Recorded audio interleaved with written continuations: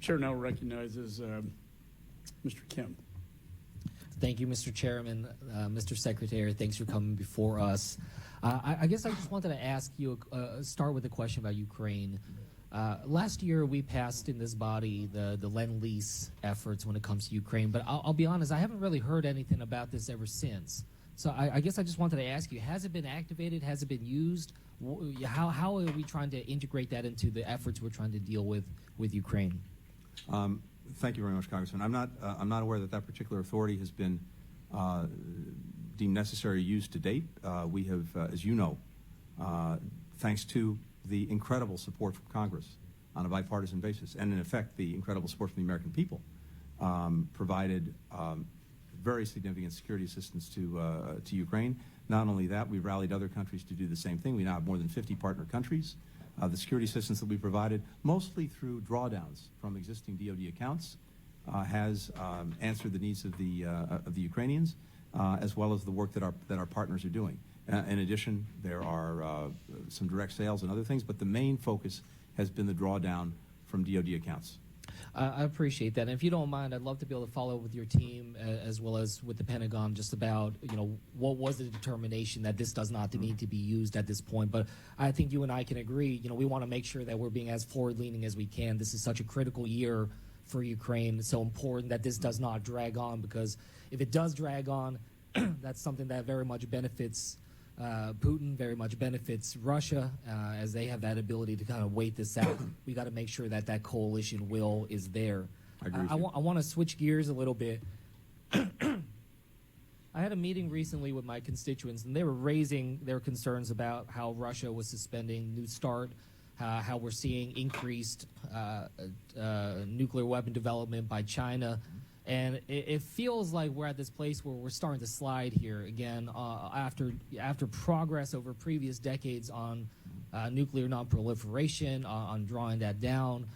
But you and I were both dads of young kids, and I just really worry that my kids are going to grow up in an era with just an even greater threat of nuclear weapons than the era that I grew up in. So I wanted to just get a sense from you, how central is this in your prioritization as we're thinking about global competition? I very much share your concern. I think we have seen backsliding when it comes to arms control and nonproliferation, because a number of countries have chosen to move in the wrong direction. You mentioned Russia pulling out of New START. I think that was a very regrettable and irresponsible decision. This was an agreement that benefited both of our countries in terms of its predictability, the visibility it gave us, and of course the limitations. Now, the Russians say they're going to continue to abide by the limits, but in the absence of the verification measures, obviously that makes it more challenging to be sure. Across the board, we've seen movements backward. However, at the same time, the United States has been deeply engaged with the nonproliferation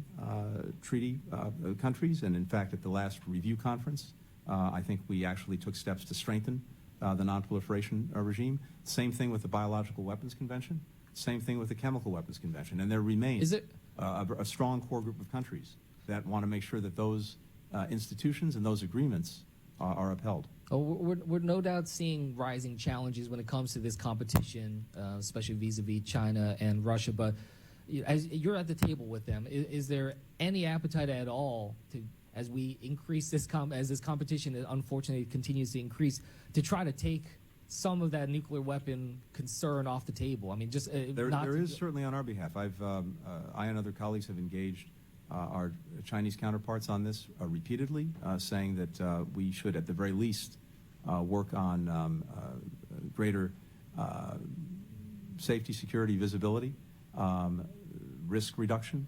Well, especially when it comes to the Chinese arsenal. I mean, they are rapidly increasing, but their stocks are still significantly lower than where the United States and Russia are. So, it feels like an opportunity here to really try to press on this. And I urge you to do so. And I agree with you. And similarly, of course, with Russians, despite the aggression in Ukraine, despite the other areas where we are in, obviously on polar opposite sides of things, we've said all along that we believe it's imperative to try to sustain and even build on arms control agreements, because it's in the interest of the world as well as the interest, of course, of the American people. I don't have any more time left, but I do want to just follow up with you after this about what we can do to make the visit of the South Korean president as successful as possible going forward. Good. I think that's so key, especially as we talked about regarding South Korea and Japan. I welcome Thanks so that. much, Mr. Secretary. Thank you.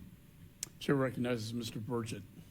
Thank you, Mr. Chairman. Mr. Secretary, many of the documents your department are providing are heavily redacted.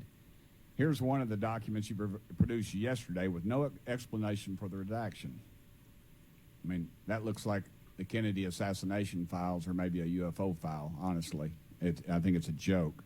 Can you explain why it was redacted? Congressman, I can't speak to that specific document. I can not even tell what the document is. I'm sure that we can, if there are concerns about redactions, raise them. We'll go over them. But I'm raising them. This one right here behind me on my right seems to be a talking points document with redacted answers. Can you give us any legitimate reason why the department redacted this information or refused? Again, without looking at the specific document, I can't get into that. Your State Department attorneys told the committee it should be grateful for having received any documents at all after a month, and that it was exceptional for State to respond to any chairman's letters before the committee's organizing meeting. Sir, that's an insult to Congress. It's an insult to transparency. It should be an insult to the media. I believe that Gold Star families and members of Congress and the veterans deserve these answers. Do you think your attorney's statement was appropriate in any way, shape, form, or fashion? I'm not aware of the statement. I can't speak to it. What I can tell you, though, is this. One, I am determined to make sure that this committee, other committees of Congress, receive the information that they need, particularly to conduct oversight. Second, as a matter of longstanding practice, it's at least my understanding that previously, before committees in Congress had been organized, the executive branch did not engage with those committees. Nonetheless, despite that, we began to work on requests that we knew were forthcoming before committees were organized in an effort to get ahead of things. Sir, I would suggest to you what you need and what you say you need is in direct conflict with what Congress is asking for. You've also stated that the climate crisis is the center of your foreign policy and national security goals. The war in Ukraine, fentanyl from China, tensions growing over Taiwan, of course, nuclear-armed North Korea and Iran, Mexican cartels, violence against Americans, and the Taliban controlling Afghanistan. Is the climate crisis still your central policy? I'm not aware of that particular statement. I welcome seeing it. I think the issues you've just listed, which go very much to the statement I made at the beginning of this hearing, reflect the priorities that we're focused on. Okay. Are there U.S. sanctioned personnel in Ukraine? If so, why are they receiving our tax dollars? I'm sorry, U.S. sanctioned personnel? Yes, sir. In Ukraine? I'm not aware of that. I welcome any information you have. Okay. $4 billion U.S. tax dollars have gone to Ukrainian pensions. How is that any shape, form, or fashion justifiable? The program, Congressman, of assistance to Ukraine has on the ground right now in our embassy about 47 personnel responsible solely for oversight. We just had a report by the Inspector General's office looking at the oversight of the taxpayers' funds in Ukraine. The report was very positive in terms of the processes that are in place and the work that's being done to make sure that money is being spent appropriately as well as wisely. At the same time, we have in place a process. For example, much of the funding that we provide, the taxpayers provide to Ukraine, goes through a World Bank program that only disperses money upon receipts for authorized expenditures. And we have third-party validators, to include Deloitte, which is working directly with the Ministry of Finance. I appreciate all that, but when we can't fund Medicare and then we're funding Ukrainian pensions, I really think our priorities are out of whack. Let me move on if I could. A constituent of mine, Staff Sergeant Ryan Canals, he was actually the last person who was killed in Afghanistan. He was killed at Abbey Gate. Why can't his family know the full story of his death? Again, Can somebody get with me on that? Because it's very aggravating to me. The family is they're neighbors of mine. I deeply appreciate that, Congressman. I would refer you to, I think, other departments that would be able to. Okay. Let me ask you one more question. Are you aware of Chinese spy equipment on U.S. infrastructure, particularly in the Gulf of Mexico? And what's your plan to stop the Chinese spying on domestic infrastructure? This is at the top of our priority list, and making sure that any adversary competitor that would be engaged in undermining our cybersecurity, that we're dealing with that effectively, both in terms of our own government institutions, including my department, where we've elevated that as a priority, as well as partners around the world who, for example, Well, what's your plan to stop it? so we're deeply engaged with countries, including Mexico, to make sure, for example, that they do not take untrusted vendors into their communications networks in ways that could impact our security. This is on U.S. infrastructure, not Mexican infrastructure. Again, I'd refer you to Department of Homeland Security, to the other agencies that focus on this. I'd also welcome seeing the information that you have. I'm happy to follow up on it. Please have someone Thank you. contact me. We'll do that. Thank you. The chair recognizes Ms. Manning.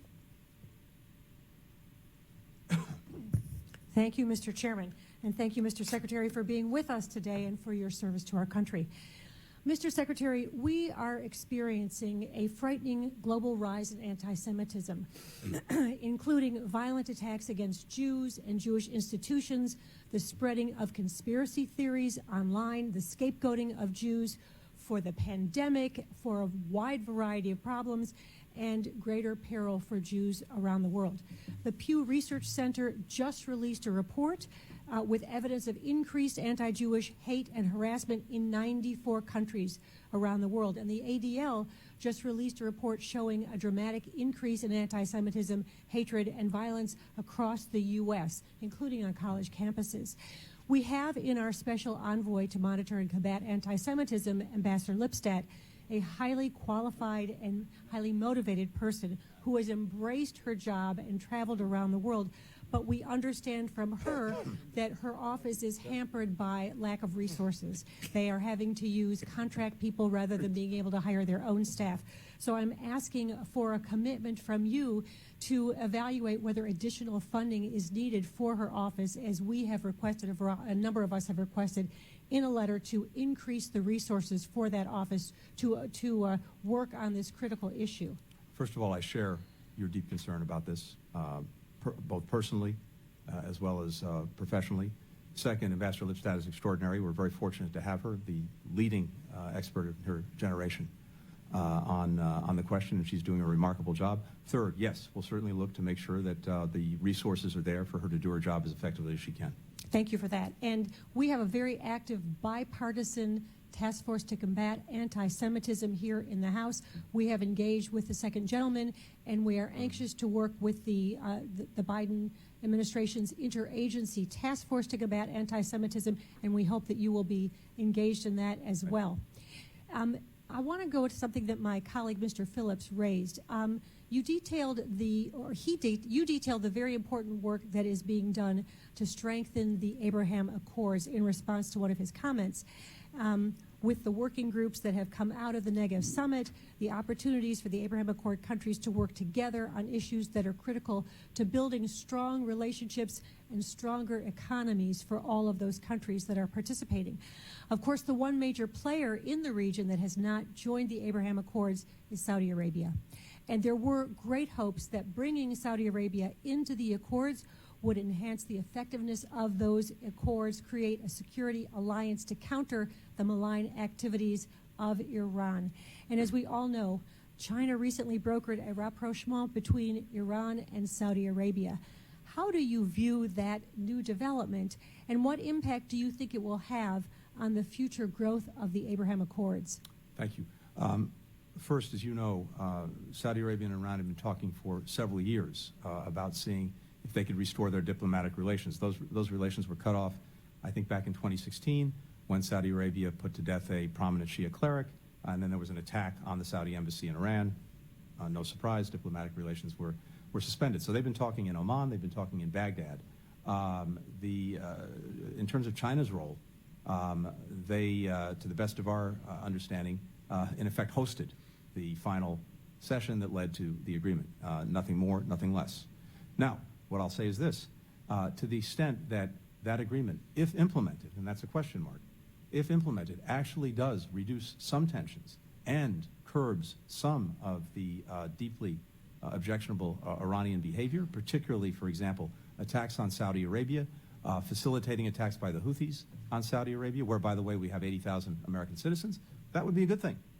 And countries around the world, to include China, if they act responsibly in trying to help bring countries together to lessen tensions, reduce conflict, that's a good thing. As I said, I have some questions about whether this will be implemented, but if it is, that will be a modest gesture. Now, on the Abraham Accords, I don't think it affects them, which is to say that we are very focused both on deepening the accords among the existing participants and broadening it. And of course, Israel makes no secret that it hopes that Saudi Arabia would sign on at some point, and that remains an objective. President Biden's trip to Saudi Arabia, I think, helped further the relationship between Israel and Saudi Arabia, and we'll look to see in the months ahead, hopefully more progress on that. Again, that would be good for Israel. It would be good for Saudi Arabia. Thank you, Mr. Secretary. I do have specific questions about your budget with regard to the use of the Middle East and North Africa Opportunity Fund. We will submit those to your office. Thank you, and I yield back. Thank you. Gentleman yields. Chair recognizes Mr. Barr.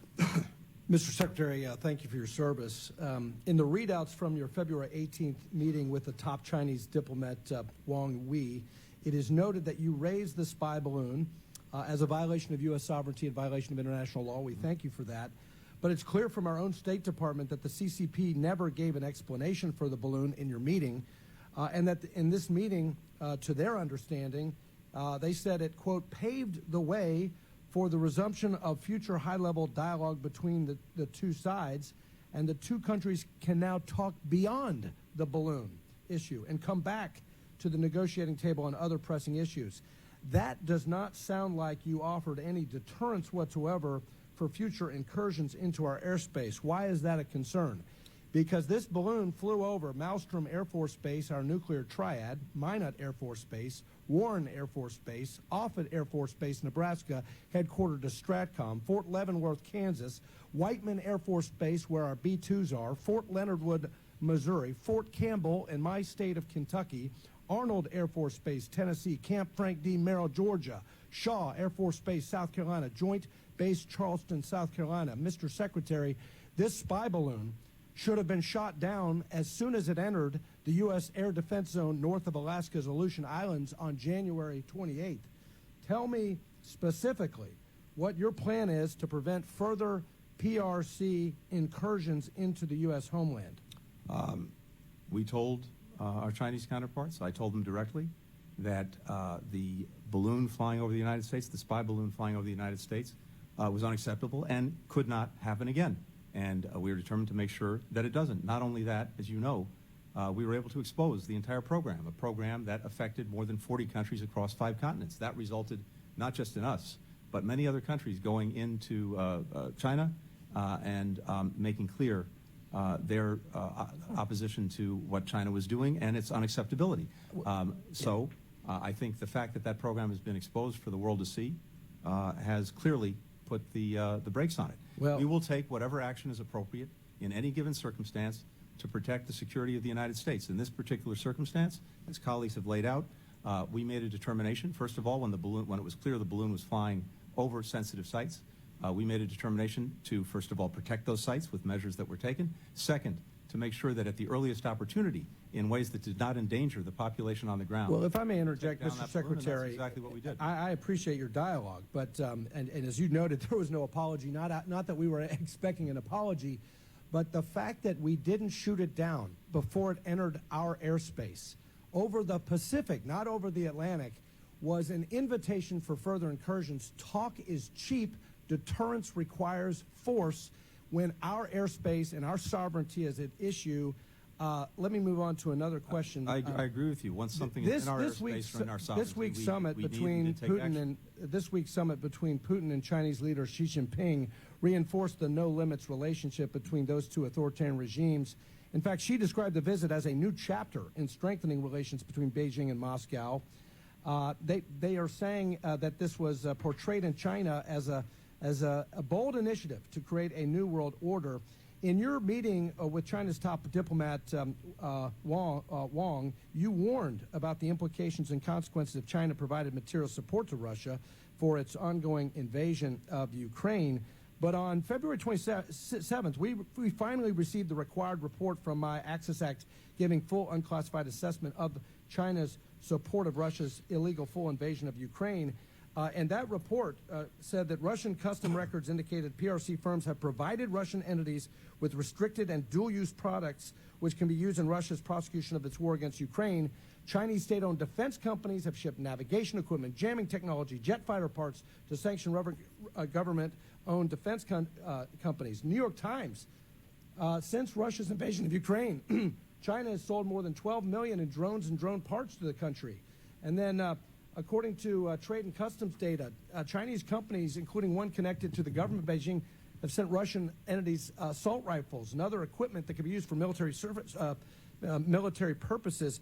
So my question is, why are you then just saying on February 18th, you're just warning of consequences for providing Russia material support when the State Department comes out 9 days later with an entire year's worth of unclassified evidence of China's material support to Russia?